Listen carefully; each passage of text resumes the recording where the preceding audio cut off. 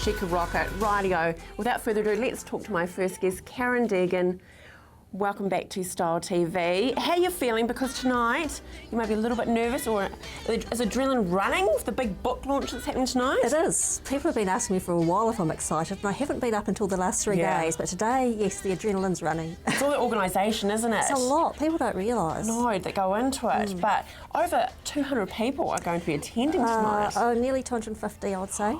Near 250? Maybe more. Wow. There you go. Doing something good, aren't you? I'm looking forward to it. You've attracted it. I have attracted the it. Success. Yes. And that's our topic today, law of attraction. What is law of attraction? It's a universal law, like the law of gravity. And this is proven quantum physics. But it's called the law of attraction because the law is that like attracts like. And the fact is everything's energy. Or another word for energy could be vibration. So your thoughts are a certain energy or a certain vibration. Your emotions, your beliefs, your expectations. And so it's called the law of attraction because we tend to attract that which matches what we put out. So for tonight, I was thinking big, I was expecting big, and so I've attracted that. You know, and it's like often we look at money, often people are worried about money. And you'd think that when you're thinking about money all the time, you'd be attracting money, but quite the opposite, because when you're worried about money, that vibration or the energy that you're sending out is, I don't have. And so you tend to attract more not having. The more you worry about the bills, the less money's going to come in, because worry is focusing on what you don't want. So basically, a lot of us can put on a face, yes, I want this, but in the subconscious, might be another story. You're so right, Andrea, because your conscious mind, which is where you do all your positive thinking and where you do all your planning and you have your goals, is somewhere between 1% to maximum 5% of your thinking. So your conscious mind is tiny. So even if you're doing all the right things and you're a really positive person, the subconscious mind, which is huge and is about 1 million times more powerful, that's attracting as well. And that's where your fears, your doubts, your beliefs about yourself and what you can and can't do, all the stuff we picked up in childhood that says that we're no good and we're useless and we're not good enough and we always fail and all things like that, that's attracting far more powerfully. So unless we deal with those inner beliefs in the subconscious mind, you're never going to get there. So how do we push those aside and just eradicate them, basically, so it's all positive? Because it must be a big task. It is a big task. Really, there's only 3 ways that we can change things in the subconscious mind. One of them is using a form of energy psychology, such as EFT, and as you know, that's what I do with my clients. It changes those beliefs very, very quickly.